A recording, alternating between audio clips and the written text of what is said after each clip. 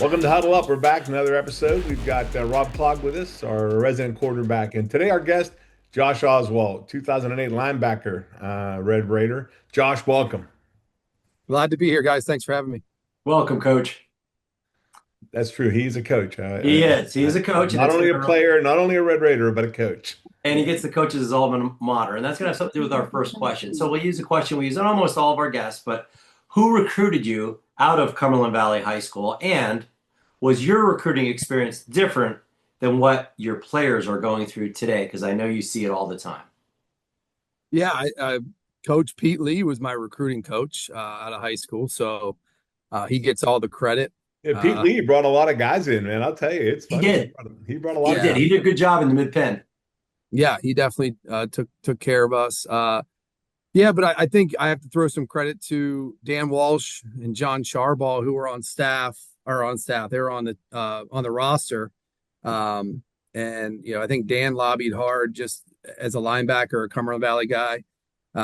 He was able to watch me as a high school player, and from what I understand is he communicated with Coach Burkett on why he felt it was necessary for me to be there. Coach Colin Dunleavy is a name that he was one of our varsity coaches. He was a ship guy at the time, good friends with Dan Walsh. I think he communicated with Dan the importance of getting me down there, why he thought I would fit. And then on my recruiting trip, I was with John Charball. Coincidentally, his roommate was Brandon Cook, who's the current head coach at Carlisle. Yeah, that's pretty cool. Yeah, so went down there and really just hit it off with the guys. Just a fantastic group of guys in 2004 when I got there. So I'd say it was a collective effort, but Coach Lee was our recruiting coach. To answer the second part of your question, I mean, that we continue to navigate uncharted waters here. Yes. It's every year is different. I try to communicate and be as transparent as possible with the parents. But even college coaches that come in, I like to use the stat when I first got to Cumberland Valley in 2019, but it would have been 2020 after COVID and the pandemic, would have been that winter of 2020. I had 67 college coaches come through Cumberland Valley High School in recruiting. This past winter, we had 23. Wow. So, what we're seeing now, and college coaches are talking about it across the country, is there's an emphasis on the portal. And it's not just the portal to get kids, it's the portal to lose kids. So they might spend a week recruiting their kids, or at least gauging and having exit interviews to see, are you leaving? What's your intentions? Are you coming back? Then the next week is to fill any holes or voids that they might have in the portal. And then the afterthought is high school. And we're not communicated with as high school coaches like we once were. It literally is last minute. I just got a message earlier today. Hey, coach, I'm going to pop in tomorrow. Is that okay? That was unheard of back in 2010 when I started as a head coach. Usually you had at least a handful of days to prepare. Yeah. But now it's literally, hey, I think I can squeeze you in. And I'm not throwing anything at the college coaches. It's very difficult to navigate. And like I said, every year is a different scenario, and it's ever changing. Yeah, it's interesting because it is the nature now of the business, and you have to be as flexible as anybody else because you're trying to help your kids. So yeah, and I don't know, Coach, what did you teach at social studies? Yeah, social studies. So again, like the other thing that's changing is the amount of times that I'm pulled out of my classroom. And again, back in 2010, I was working at the middle school at Carlisle, so I had to schedule so that it worked for my schedule. Now, I can't tell a college coach, "Hey, coach, I can't do that for you," because I'm not providing the best opportunities for my kids. So I miss so much school and so much class. I'm sure my district doesn't want to hear that, but like that's what's happening now. And that's our job as a football coach to make sure we're promoting and advocating for our kids. But yeah, it does make things very difficult. Yeah, it's a changing thing at every level. The colleges are doing it differently, and now the high school coaches have to do it differently too. Hmm. Yeah, I don't envy you on that one. yeah. Yeah, I mean, it's really interesting to think. I know we've had people talk to us about that.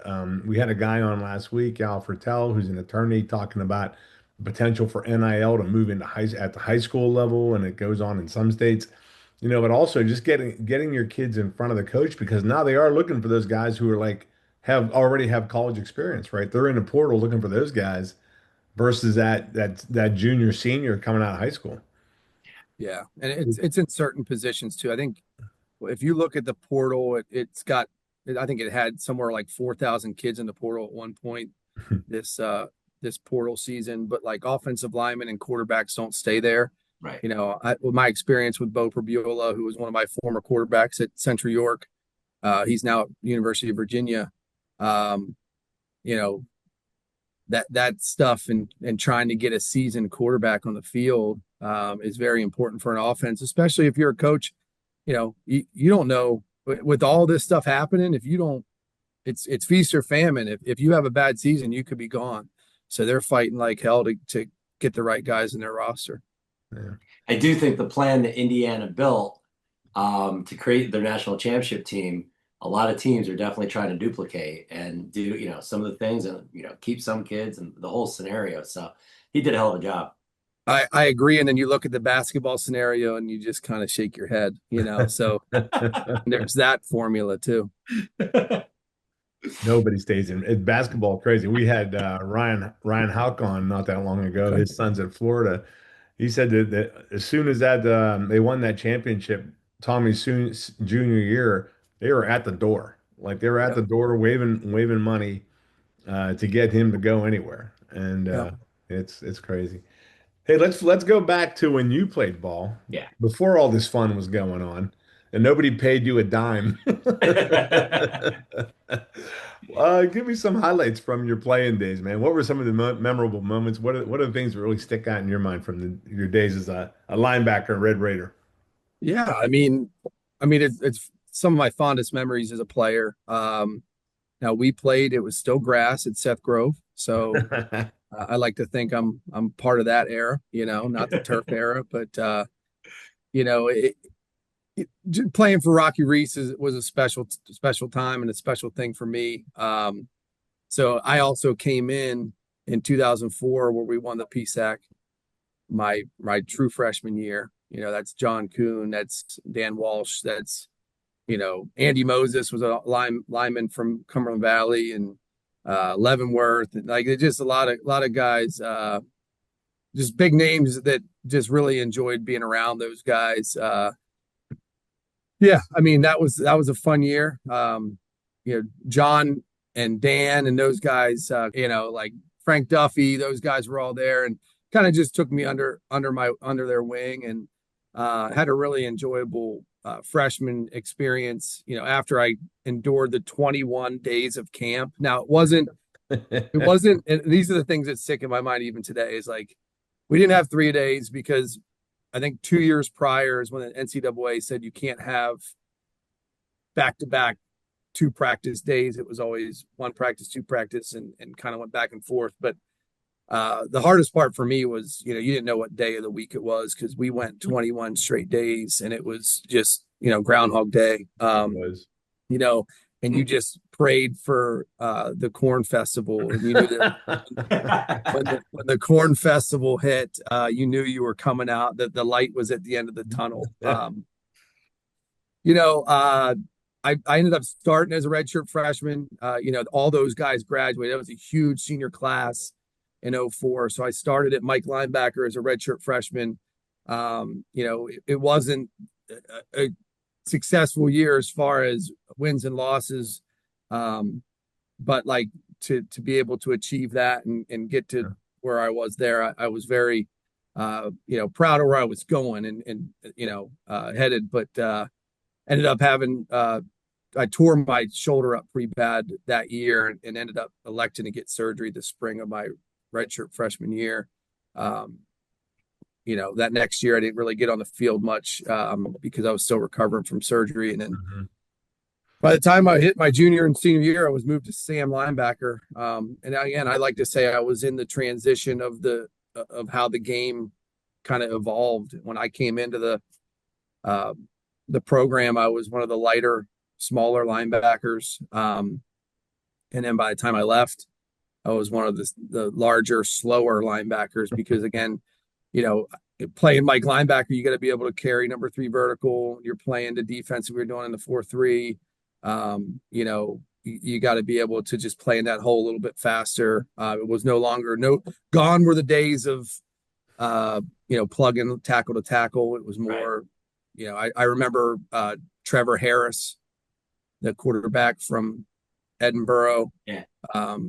That I think is still playing in the Canadian Football League, by the way. Just a little Wow. tidbit. Like he's Wow. my age, but just throwing screens and just, shallows and bubbles and just I remember just running all over the place to try to track stuff down. But and then, that was my playing days. And then Coach Reese kind of talked me into sticking around and coaching. And then I was rewarded with an opportunity to coach a great group of guys that I played with, and then earn another PSAC title as a coach. So Nice.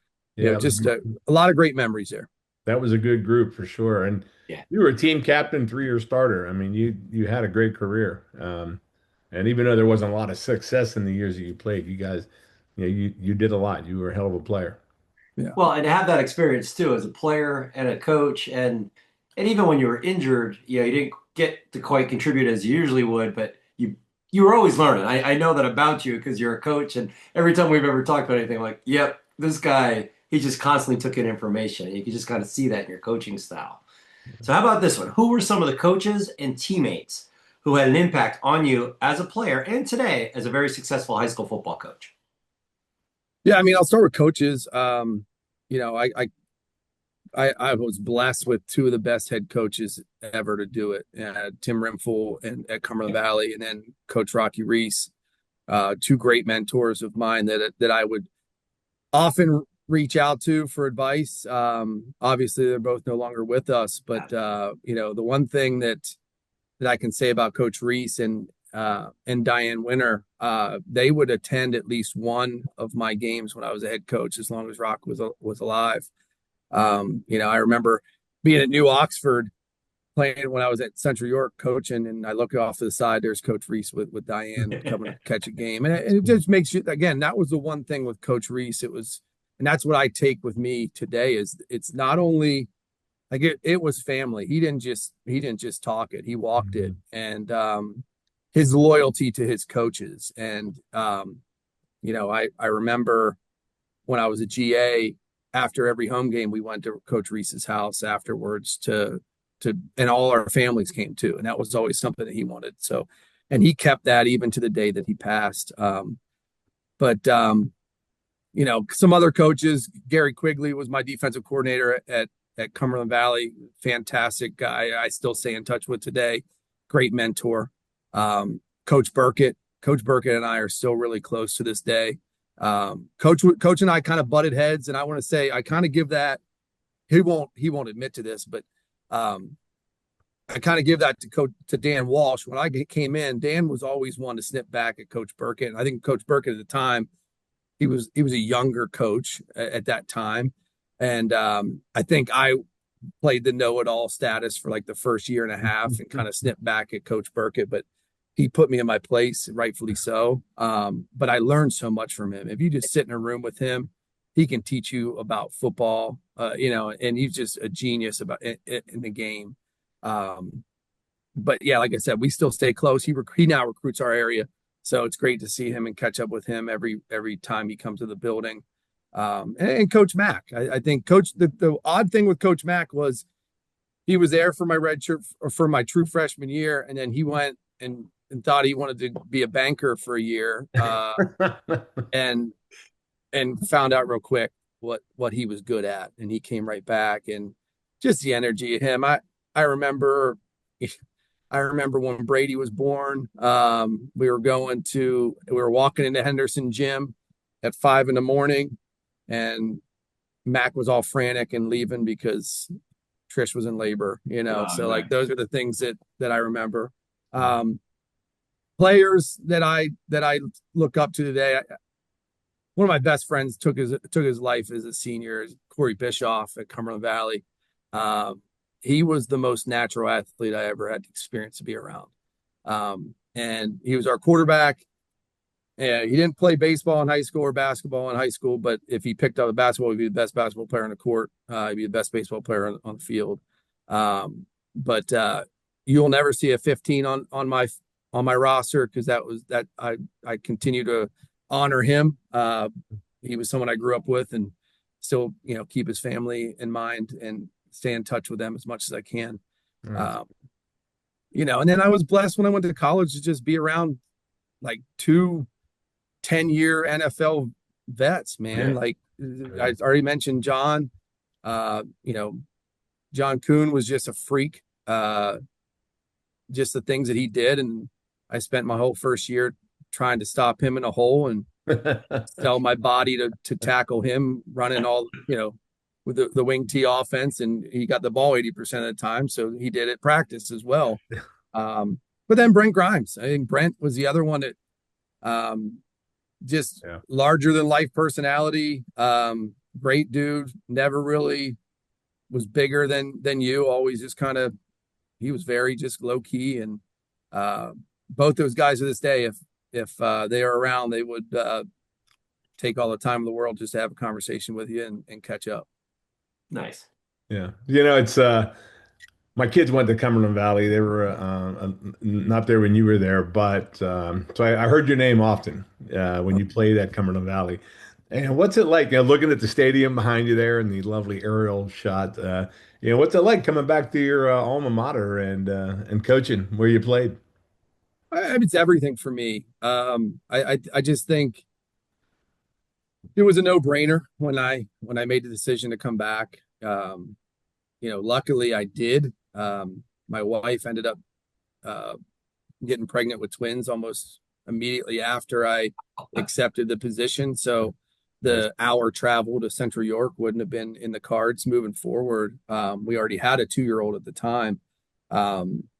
So just being back here and walking alongside some of my mentors in high school, teachers, administrators, and then some of my former classmates are now back and teaching in the district, and now I'm coaching and teaching their kids. And that's the stuff that's really rewarding for me. My parents, they always come to games, they still do, but it's a little bit easier for them my mom's back in the same seats that she sat in when we were growing up, and they get to support the program and be around it. And it's not a community, but it is. Like, Cumberland Valley is so massive in size, but we really care about our athletics and everything that we do here in the school district.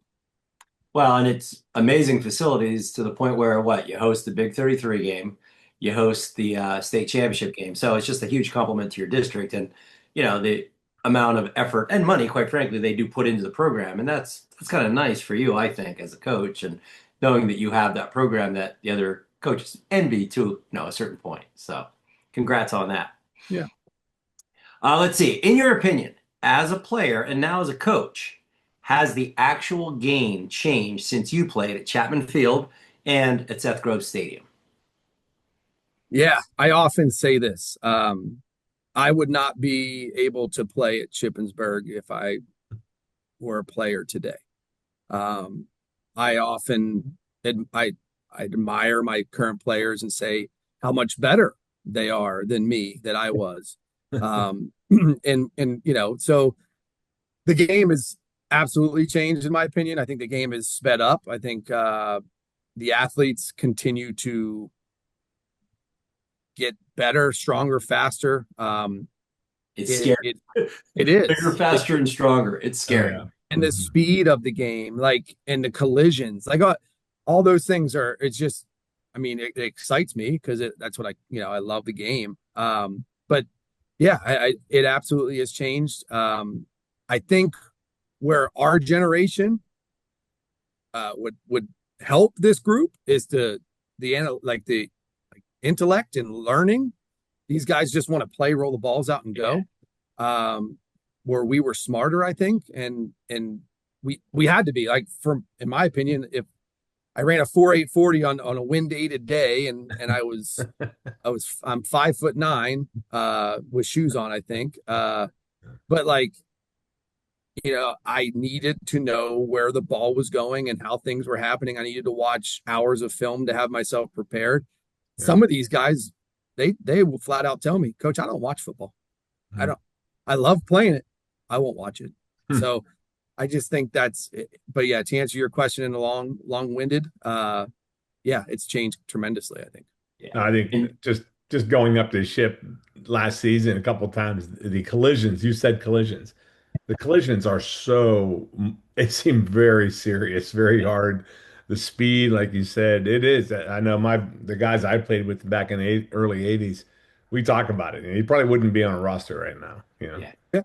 Yeah. And you said it, and I definitely agree. And again, even in my time, I was the big slow quarterback, but back then in certain offensive schemes, you could be. You could just sit in the pocket and do things. Hmm. I could not play that position today. They are way, way more athletic, and you have to be, or you're not going to survive. So yeah, Yeah. I think you're And very right. I think a lot of people agree with you. when I kind of mentioned it earlier, I was phasing out. And I have to tell a story. And again, I don't think Mac would admit this, but Frank Duffy told me after I left. And again, so Frank graduated 2 years prior to me, maybe a year. Yeah. But he was a GA and he'd be in those coaches' meetings. And after I finished playing and then became a GA, Frank would tell me, Mac is in those meetings trying to figure out how the hell Oswalt is still on the field. And he would be, according to Frank, and Burkett Classic. still doesn't admit to this either. He said, like Burkett, he would ask Burkett, how the hell is he not replaced yet?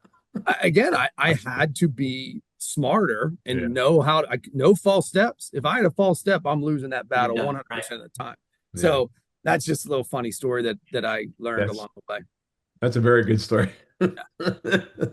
Thank goodness they weren't telling you that while you were on the field. Yeah, actually, that would have just, Little ego crusher. but if you know me, that probably just would have ignited me a It little would bit. have challenged you. Yeah. Exactly. Oh, yeah. True. True. We talked about it a little bit earlier too, and like all the stuff that's going on, NIL, you as a high school coach, you got into it a little bit. Give us a little more depth on this whole thing with what's going on with high school sports. Is NIL going to impact, or what is the impact of NIL and the transfer portal on high school players and even early college players? What's going on? Yeah, I mean, again, uncharted territory.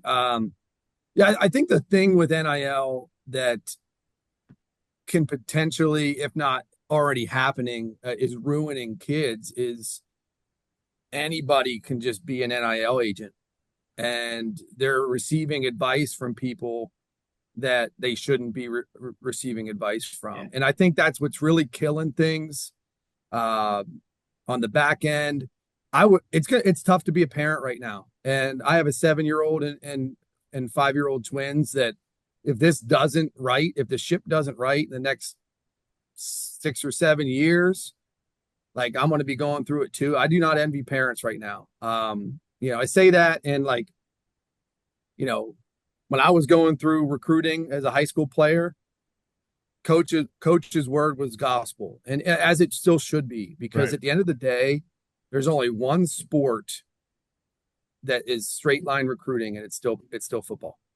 And NIL is making that a little bit more difficult because now you're having head coaches are having to speak to agents of high school players, and NIL is in high school. NIL is in Pennsylvania. NIL is in Philadelphia, Pittsburgh more prominently, but we have pockets of it in central Pennsylvania. And we have agents that are representing kids and luring them and pulling them to different areas because the money's there and not at the other place. And yeah, I mean, that's reality. That's not false. I think that's the thing that it makes things difficult is like, I'm here to advocate for our kids all the time. That's why I got in this profession, is to be able to advocate and make as much of an impact on as many people as possible.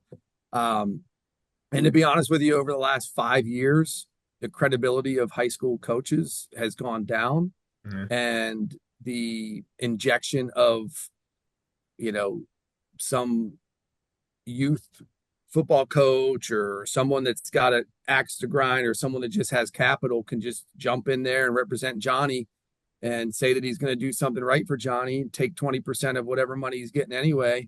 And just really just give them bad information. And, we as coaches are talking about these things. We're trying to navigate it.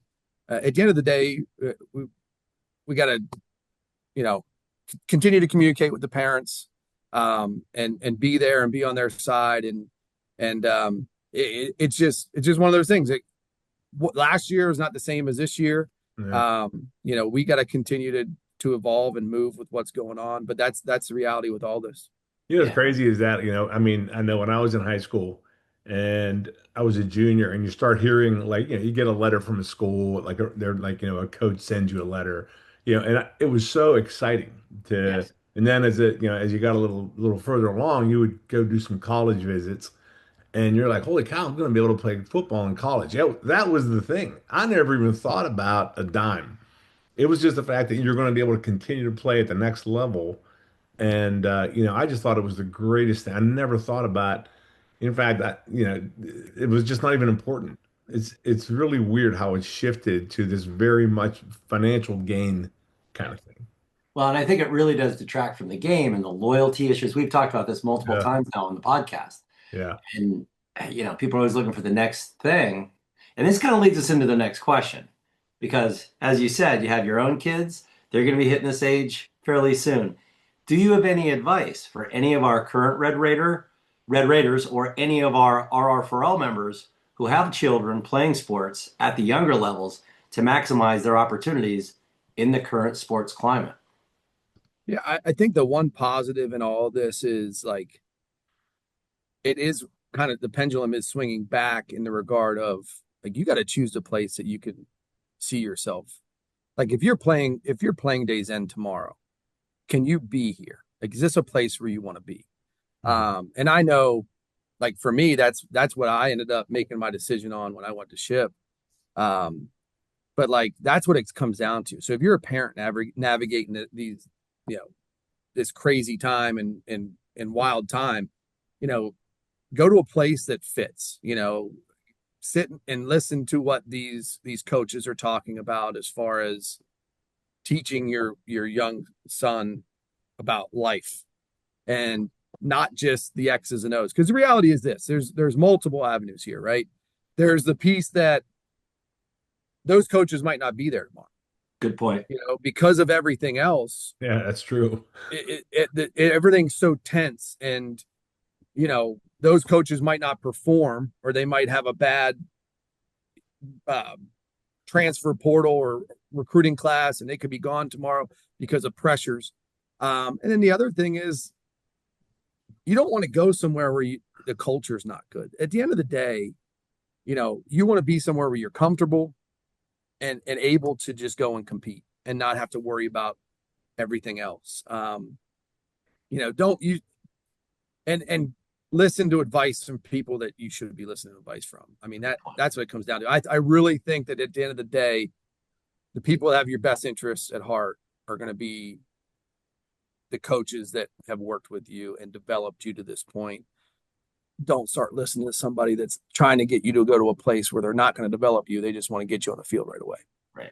Do you think, like, having played in the PSAC and you've got high school kids coming out of school, do kids look at like Division II, the PSAC, as like, no, I want something higher? Like, are they a little turned off to it, or do you think there's still a draw to go? Like, I remember when I told people I was going D2, I was like, oof, I'm going D2, And Yeah. is I was that does that thrilled. carry that weight anymore? Yeah, I mean, it all depends. I mean, like I can speak for, Alex Save, Caden Pines, um, Brody Pines, Cam Wolf. I have four guys now going to be at ship next Right. fall. Yeah. And they did not worry about the D2 versus the D, they, obviously they entertained it. The Right. reality is, and we could have a whole other podcast about this, but like Coach Clock, you probably remember the days where Patriot League schools would walk into your building looking to take because they killed it in the mid pen Yeah. and got a lot of good players out of the mid pen. Coach, they don't recruit. They're not in schools anymore. Yeah, I know. They're in the portal. They do the Wow. portal And like they're like almost 100%. California, Texas. Yep. I Yeah, agree. they're like operating as an Ivy League. Like I remember Harvard was recruiting one of my players once, and I only had one. And it's not because we didn't have the grades. They just don't, they recruit nationally. So Right. they had a need for this position, and the kid had a 4.3 GPA. But like now, the Lehighs and the Lafayette's and the Bucknells, Holy Bucknells. Cross didn't do that for a while. And, coincidentally, Holy Cross was winning the league every year, and they were still recruiting the mid pen, and then they stopped doing it, and now they're no longer winning. Right. So, to answer your question, like yes and no. Like Right. kids chase the fact that there's, I want to go FBS, power four. If I can get power four, that's great. But if not, I want to get to a MAC school. Well, then they go Patriot League, and it's just like, guys, you were a Patriot League kid 2 years ago, and they're not coming in the building anymore. So now, go play football where it's still good. Yeah. So getting our kids out there to visits, we sent them to many PSAC games throughout the last 6 years since I've been at Cumberland Valley. And I think once they see, like you were saying, Fran, is like the speed, the game, it's still great football, and Yeah. I think they just realize, hey, I could be there. Yeah. Well, you mentioned a couple of guys too. Save had a good year.